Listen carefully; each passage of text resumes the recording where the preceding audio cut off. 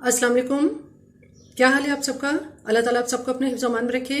Foodies ready में आज एक बहुत ही मज़ेदार रेसिपी रामपुरी मटन बिरयानी के साथ मैं आपके सामने हाजिर हूँ। ये मटन बिरयानी बहुत ही मज़ेदार और बहुत ही लजीज तैयार होती है। जायके के लिहाज से बहुत ही मुनफरिद होती है, जिसे आप किसी भी फंक्शंस और दावतों में तैयार कर सकते हैं। इससे पहले कि रामपुरी मटन बिरयानी के इंग्रेडिएंट्स क्या है, मेरे चैनल को अगर आपने सब्सक्राइब नहीं किया तो मेरे चैनल को जरूर सब्सक्राइब कीजिए, लाइक कीजिए और शेयर कीजिए। आइए चलते हैं रामपुरी मटन बिरयानी के इंग्रेडिएंट्स की तरफ। बिस्मिल्लाहिर्रहमानिर्रहीम। रामपुरी मटन बिरयानी बनाने के लिए यहाँ हमारे पास मटन है जो कि मैंने हाफ केजी लिया है और ये रान का गोश्त है।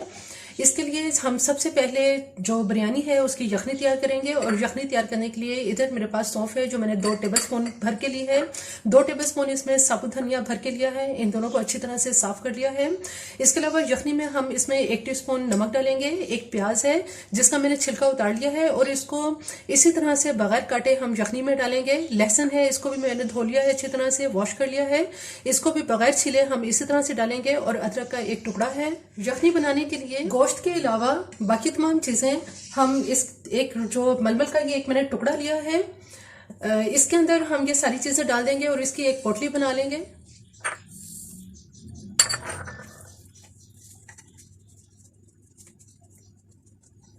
इस तरह से एक पोटली तैयार कर लेते हैं। यहाँ प्रेशर कुकर के अंदर मैंने तकरीबन 3 से 4 गिलास भर के इसमें पानी डाला है और पानी को गर्म कर लिया है। इस गर्म पानी में जो मटन हमारे पास है ये सारा मटन इसमें डाल देंगे।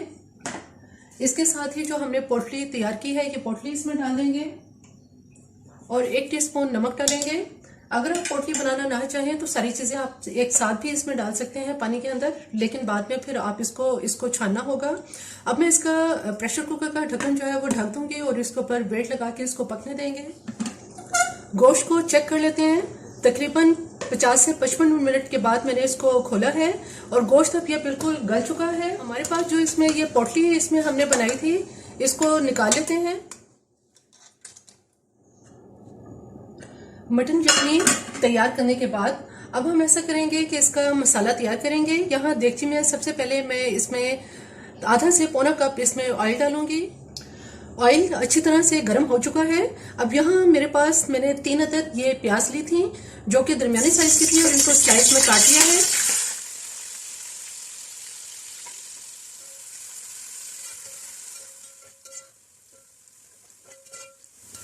प्याज में खूबसूरत सा लाइट गोल्डन कलर आ गया है। इसको ज्यादा इसका डार्क कलर नहीं करेंगे, इसका चूल्हा बंद करेंगे और जो प्याज ब्राउन की है इसको एक प्लेट में निकाल लेते हैं।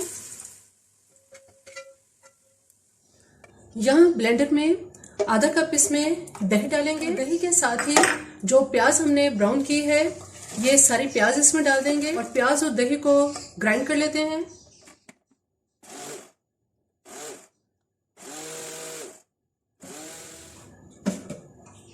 प्याज और दही की जो पेस्ट है ये तैयार हो गई है। अब इसको हम एक साइड पे भी रख देते हैं। प्याज को ग्राइंड करने के बाद इसी ऑयल में जिसमें हमने प्याज को ब्राउन किया था यहाँ हमारे पास कंप्लीट गरम मसाला है जिसमें 2 अदद तेजपात हैं, 2 बादियान के फूल हैं, 2 बड़ी इलायची हैं, 4 से 5 इसमें हम लौंग इस्तेमाल करेंगे, 10-12 दाने इसके अंदर ब्लैक पेपर यानी काली मिर्च के हैं और 3 अदद इलायची हैं और 1 टेबलस्पून जीरा है। ये सब इसमें डाल के इसको फ्राई कर लेंगे।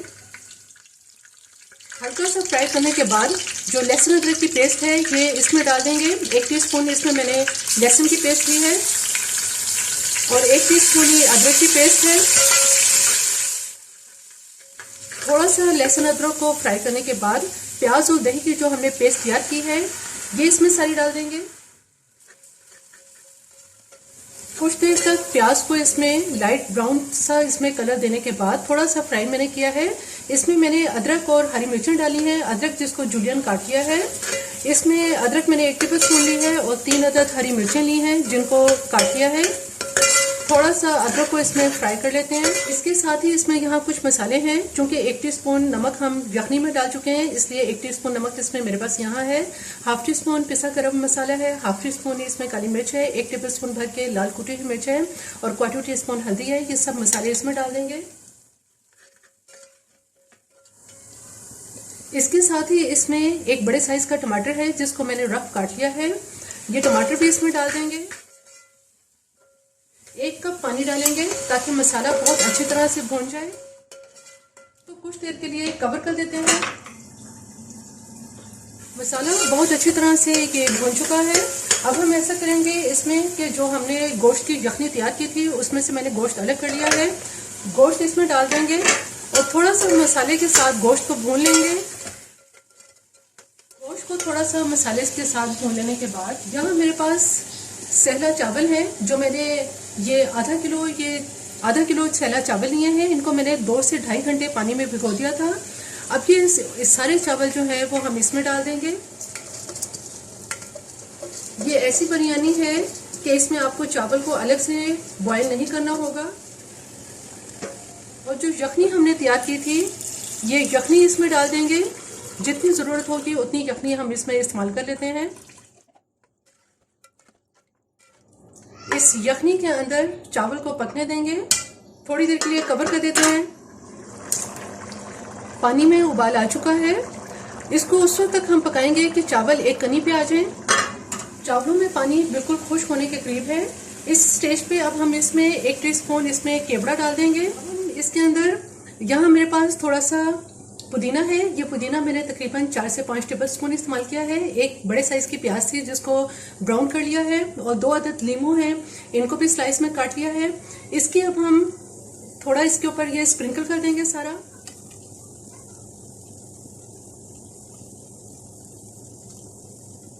इसके साथ ही यहाँ पे येलो फूड कलर है, जो कि मैंने तकरीबन आधा टीस्पून लिया था और इसको थोड़े से पानी में हल कर लिया है। ये थोड़ा सा इसके अंदर डाल देंगे। अब चावल को हल्की आंच पे दम पे रख देंगे। बिरयानी को चेक कर लेते हैं। बहुत ज़बरदस्त बिरयानी ये तैयार हो चुकी है। रामपुरी मटन बिरयानी। चावल इसमें बहुत अच्छी तरह इसके नरम हो चुके हैं, गल चुके हैं।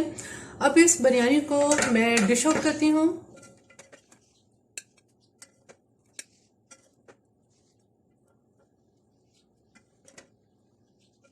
मटन बिरयानी बिल्कुल तैयार है। किसी भी दावत या फंक्शन के मौके पर और ईद के मौके पर आप इस बिरयानी को तैयार करें। ये बिरयानी बहुत ही मज़ेदार तैयार होती है। एक मरतबा इस बिरयानी को आप ज़रूर ट्राई कीजिए, इंशाल्लाह आपको ज़रूर पसंद आएगी। मेरी ये रेसिपी आपको पसंद आए तो मेरे चैनल को ज़रूर सब्सक्राइब कीजिए, लाइक कीजिए और शेयर कीजिए। सब्सक्राइब के साथ बेल आइकन को ज़रूर प्रेस करें, ऑल के ऑप्शन पर क्लिक करें ताकि हर आने वाली वीडियो का नोटिफिकेशन आपको मिल सके।